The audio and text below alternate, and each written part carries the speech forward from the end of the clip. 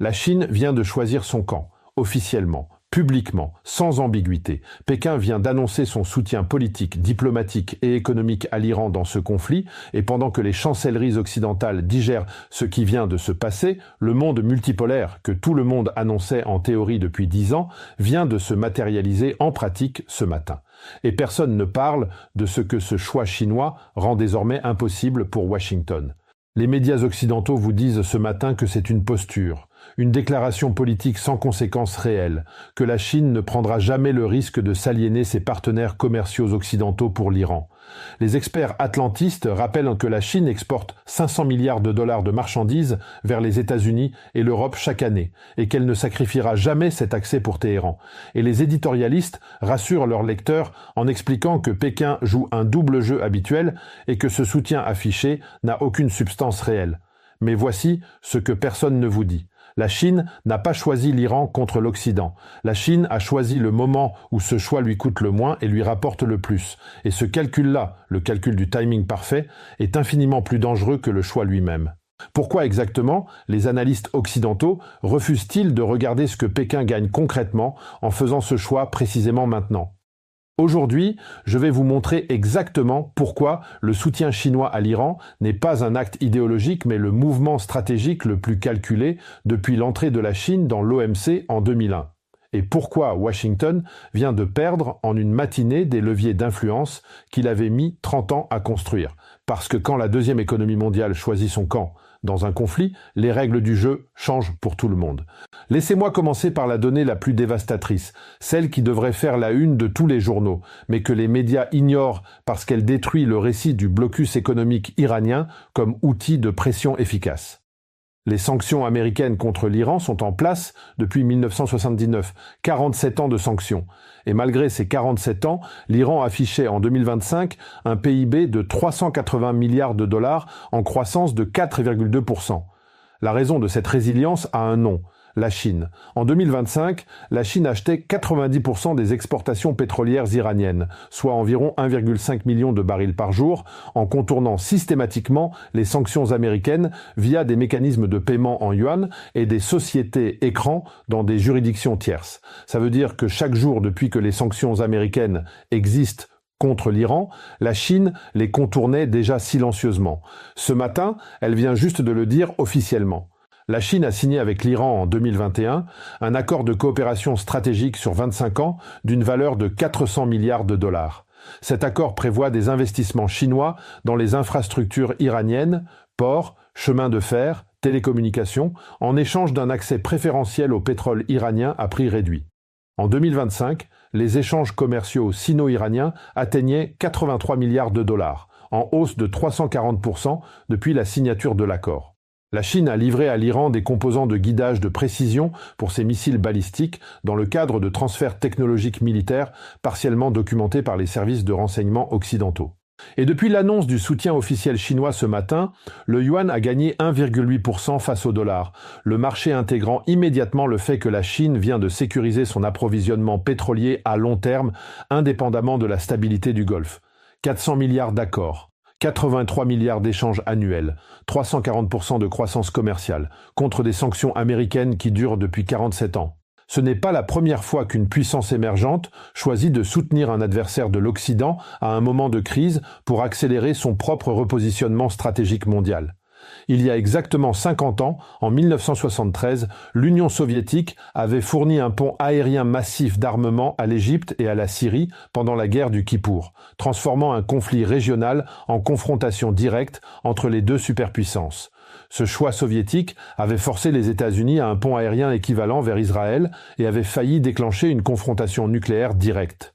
La Chine de 2026 n'est pas l'URSS de 1973. Elle ne livre pas d'armement en temps réel sur un champ de bataille. Mais elle vient de faire quelque chose de potentiellement plus durable. Elle a placé l'ensemble de son poids économique, diplomatique et technologique dans le plateau de la balance opposé à Washington. Et ce plateau vient de s'alourdir de 18 000 milliards de dollars de PIB. Et pourtant, personne ne tire la leçon. C'est comme jouer au bras de fer contre quelqu'un depuis des années. Vous êtes plus fort. Vous l'avez toujours emporté. Mais ce matin, votre adversaire arrive avec un ami 2 fois plus grand que vous. Et cet ami dit clairement « Désormais, je suis de son côté ». Vous avez deux options. Vous pouvez continuer le bras de fer en espérant que l'ami ne mettra pas sa force dans la balance. Ou vous pouvez revoir entièrement les règles de l'épreuve de force parce que les conditions ont fondamentalement changé. Washington a toujours battu l'Iran au bras de fer des sanctions et de la pression économique. Mais Washington n'a jamais joué ce bras de fer avec la Chine dans l'équipe d'en face. Aujourd'hui, c'est le cas. Et les muscles qui gagnaient hier ne sont peut-être plus suffisants pour gagner aujourd'hui. Voici les données structurelles que personne ne met en perspective ce matin. La Chine est le premier partenaire commercial de 128 pays dans le monde. Les États-Unis sont le premier partenaire commercial de 56 pays. En 2010, ces chiffres étaient inversés. La Chine détient 859 milliards de dollars de bons du Trésor américain, soit le deuxième portefeuille de dette américaine détenu par un pays étranger après le Japon. Une réduction significative de ce portefeuille par Pékin pourrait faire monter les taux d'intérêt américains à long terme et aggraver la crise budgétaire américaine en pleine campagne des midterms. Le yuan est désormais utilisé dans 29% des transactions commerciales mondiales contre 4% en 2015. Et selon les données du FMI de janvier 2026, les pays qui ont rejoint les mécanismes de paiement alternatifs au dollar coordonnés par la Chine représentent aujourd'hui 41% du PIB mondial. Les gens qui ont pris la décision d'annoncer ce soutien à l'Iran ce matin ne sont pas stupides. Ils savent exactement ce qu'ils font. Voici la réalité que le mot soutien cache derrière son apparente simplicité. Le soutien chinois à l'Iran a 5 dimensions simultanées que les médias traitent séparément au lieu de les voir comme un système cohérent. Dimension 1, économique. La Chine s'engage à maintenir ses achats pétroliers iraniens, quel que soit le niveau des sanctions américaines, ce qui rend ces sanctions structurellement inefficaces. Dimension 2, diplomatique. La Chine va bloquer au Conseil de sécurité de l'ONU toute résolution qui pourrait légitimer une action militaire plus large contre l'Iran, avec la Russie comme co-bloqueur garantissant une double protection. Dimension 3, technologique. La Chine va accélérer les transferts de technologies vers l'Iran dans les domaines des missiles de précision, de la cybersécurité offensive et des systèmes de brouillage électronique. Dimension 4, financière. La Chine va intégrer davantage l'économie iranienne dans le système de paiement en yuan, réduisant davantage la prise des sanctions dollars. Dimension 5, narrative, la Chine va porter au niveau international un récit qui présente l'Iran comme la victime d'une agression occidentale et les États-Unis comme une puissance hégémonique qui viole le droit international. Récit qui trouvera une audience considérable dans le Sud global. Ces 5 dimensions ensemble ne sont pas un soutien. C'est une alliance. Et cette alliance vient d'être annoncée publiquement. Mais ce n'est pas encore le pire. Le pire, c'est ce que ce choix chinois révèle sur l'état réel des leviers de pression américains dans le monde de 2026. La stratégie américaine de pression sur l'Iran depuis 47 ans reposait sur 3 piliers implicites. Premier pilier, l'isolation économique via les sanctions et l'accès au système dollar. Ce pilier est désormais contourné par le yuan et les accords sino-iraniens. Deuxième pilier, l'isolation diplomatique via la domination américaine des institutions multilatérales, ONU, FMI, Banque mondiale. Ce pilier est désormais neutralisé par le double veto sino-russe au Conseil de sécurité et par les institutions alternatives que la Chine a construites depuis 2015. AIIB, Nouvelle Banque de développement des BRICS, mécanisme de paiement alternatif. Troisième pilier, l'isolation technologique via les contrôles à l'exportation américains. Ce pilier est désormais contourné par les transferts technologiques chinois. Les 3 piliers de la stratégie américaine sur l'Iran sont neutralisés simultanément.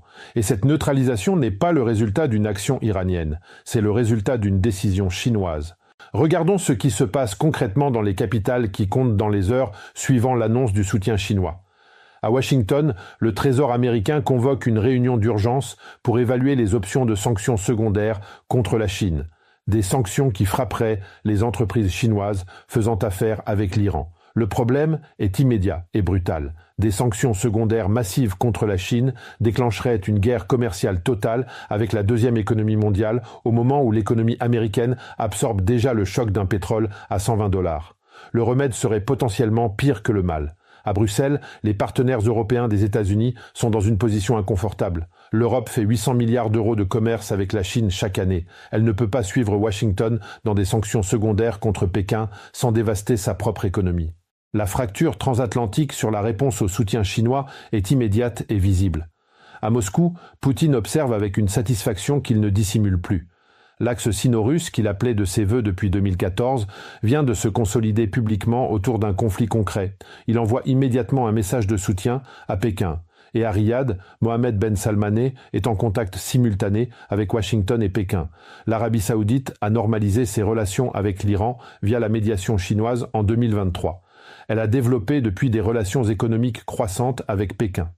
Le soutien chinois à l'Iran place Riyad dans une position qui illustre exactement la nouvelle réalité géopolitique. Même les alliés traditionnels de Washington ont désormais des intérêts économiques majeurs avec la Chine que Washington ne peut pas ignorer. Imaginez maintenant 3 tableaux. Premier tableau, un bureau du Zhongnanhai, siège du Parti communiste chinois, Pékin, le matin de l'annonce. Xi Jinping est entouré du Politburo élargi. L'atmosphère est calme, presque cérémoniale. Les réactions occidentales ? Demande Xi. Conformes aux prévisions. Washington parle de sanctions secondaires. Bruxelles appelle à la retenue. Londres condamne. Et le Sud global ? 62 pays ont déjà publié des déclarations de soutien ou de compréhension. L'Union africaine va tenir une réunion d'urgence. Xi hoche la tête. Parfait. Et les marchés ? Yuan en hausse de 1,8%. Pétrole iranien sécurisé à 67 $ le baril dans nos contrats à terme. Bourse de Shanghai en légère hausse. Bien. Un conseiller intervient. Washington va parler de sanctions secondaires contre nos entreprises. Xi le regarde. Laissez-les en parler. Ils ont sanctionné 60% de nos entreprises technologiques depuis 2019. Ça n'a pas arrêté notre croissance. Ça ne l'arrêtera pas cette fois. Il se lève. Ce matin, on a fait ce que tout le monde savait qu'on ferait un jour. On a juste choisi le moment où ça nous coûte le moins et où ça leur coûte le plus. Il regarde par la fenêtre. Et maintenant, on attend. Ils ont le prochain mouvement, et tous leurs mouvements les affaiblissent. Deuxième tableau. Une salle de réunion du département d'État américain, Washington, même moment. Le secrétaire d'État face à ses conseillers. L'atmosphère est tendue. Option de réponse ? Le premier conseiller prend la parole. Sanctions secondaires massives contre les entreprises chinoises faisant affaire avec l'Iran. Coût ? Guerre commerciale totale avec la Chine. Impact estimé sur le PIB américain. Moins 1,2% sur 12 mois. Option 2. Sanctions ciblées uniquement sur les entreprises chinoises directement liées au transfert technologique militaire vers l'Iran. Effet ? Symbolique. La Chine les contourne en une semaine via des sociétés écrans. Option 3. Silence. Option 3. C'est accepter que nos sanctions sur l'Iran ne fonctionnent plus et reconstruire une stratégie depuis zéro. Silence encore plus long. Le secrétaire regarde la table. Il dit à voix basse « Appelez Pékin. Canal direct. Demandez ce qu'ils veulent pour maintenir une neutralité opérationnelle même sans la déclarer publiquement. » Son conseiller senior se lève lentement. Il range ses documents. Il murmure en sortant « On vient de passer de nous sommes la superpuissance à qu'est-ce que vous voulez pour rester neutre ?» en une matinée. Troisième tableau. Un port commercial à Bandar Abbas, Iran, côte du Golfe Persique, même jour. Un pétrolier battant pavillon d'une société écran basée à Hong Kong charge du pétrole iranien. 2 dockers iraniens regardent les nouvelles sur un téléphone. La Chine a officialisé son soutien. Ça change quelque chose pour nous ? L'autre hausse les épaules. Ça change que maintenant, ils le disent officiellement, ce qu'ils faisaient déjà. Donc, ça change rien. Ça change que maintenant, les Américains peuvent plus prétendre que les sanctions fonctionnent. Il range son téléphone, regarde le pétrolier. Ce bateau va à Tianjin, comme les 50 derniers, comme les 50 prochains. Dans le port, le bruit des grues, le mouvement des containers, l'odeur du pétrole brut. Et quelque part, dans ce bruit ordinaire, le son d'un ordre mondial qui se reconfigure. Un bateau à la fois, un paiement en yuan à la fois, depuis des années, bien avant que Pékin ne le dise officiellement. Voici l'analyse que les médias occidentaux n'osent pas formuler ce matin. L'annonce du soutien chinois à l'Iran n'est pas le début d'un basculement géopolitique. C'est la reconnaissance officielle d'un basculement qui s'est produit progressivement depuis 10 ans. En 2015, les États-Unis représentaient 24% du PIB mondial. En 2026, ce chiffre est tombé à 19%. En 2015, le dollar était utilisé dans 98% des transactions commerciales mondiales. En 2026, ce chiffre est à 54%. En 2015, aucun pays du G20 n'avait signé d'accord commercial libellé en yuan pour ses exportations pétrolières. En 2026, 7 pays du G20 l'ont fait. Ces chiffres ne sont pas le résultat d'une décision politique. Ils sont le résultat d'une évolution structurelle de l'économie mondiale que ni Obama, ni Trump, ni Biden, ni la présente administration n'ont réussi à inverser. Ce que Pékin a fait ce matin, c'est de mettre un nom officiel sur une réalité qui existait déjà. Et nommer une réalité, c'est la rendre irréversible. D'autres puissances régionales, Turquie, Inde, Brésil, Afrique du Sud, regardent Pékin ce matin et calculent exactement combien il leur en coûterait de faire le même choix. Et le calcul devient de plus en plus favorable à mesure que le poids économique chinois augmente et que le coût diplomatique de s'opposer à Washington diminue. Et voici le chiffre que j'ai gardé pour la fin. Selon les données du réseau de recherche sur la politique commerciale mondiale publiées en février 2026, le nombre de pays qui considèrent la Chine comme leur partenaire économique le plus important a dépassé pour la première fois le nombre de pays qui considèrent les États-Unis comme leur partenaire le plus important. 83 pays contre 72. C'est la première fois depuis 1945 que les États-Unis ne sont plus le partenaire économique numéro 1 du plus grand nombre de pays dans le monde. 83 contre 72. Et ce chiffre empire chaque année. Ce qui arrive ensuite est encore plus dévastateur. Dans les prochaines semaines, le soutien chinois officiel va libérer d'autres pays du sud global de la pression américaine de choisir entre Washington et Téhéran. Une trentaine de pays qui attendaient un signal pour normaliser leurs relations avec l'Iran vont maintenant le faire. Dans 2 ans, si la Chine maintient ce soutien à l'Iran, tout en développant ses relations économiques avec les pays du Golfe arabe, elle sera devenue la puissance extérieure indispensable dans toute architecture de sécurité régionale, déplaçant les États-Unis de leur rôle de garant de sécurité au Moyen-Orient qu'ils occupaient depuis 1945. Dans 5 ans, si le système de paiement en yuan continue de s'étendre au rythme actuel, les sanctions dollars sur l'Iran et sur n'importe quel autre pays que Washington voudra cibler auront perdu la moitié de leur efficacité structurelle. Dans 10 à 15 ans, si rien ne change dans les équilibres économiques mondiaux, la capacité des États-Unis à utiliser leur système financier comme arme géopolitique, le levier le plus puissant de leur politique étrangère depuis 1945, sera structurellement compromise. Et vous, là maintenant,